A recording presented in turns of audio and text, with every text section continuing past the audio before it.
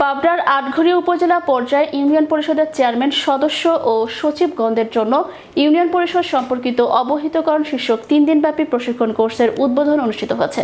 রবিবার সকালে জাতীয় স্থানীয় সরকার ইনস্টিটিউট ঢাকার আয়োজনে এবং আটঘরিয়া উপজেলা প্রশাসনের বাস্তবায়নে উপজেলা অডিটোরিয়ামে আয়োজিত প্রশিক্ষণ কোর্সের শুভ উদ্বোধন করেন আটঘরিয়া উপজেলা নির্বাহী কর্মকর্তা মাকসুদা আক্তার মাসু। এ সময় প্রশিক্ষক হিসেবে দায়িত্ব পালন করেন জাতীয় স্থানীয় সরকার ইনস্টিটিউট ঢাকার সহকারী পরিচালক কামরুন নাহার, আটঘরিয়া উপজেলা কৃষি কর্মকর্তা সজীব আল মারুফ, উপজেলা সহকারী প্রোগ্রামার রোকনুজ্জামান প্রমুখ।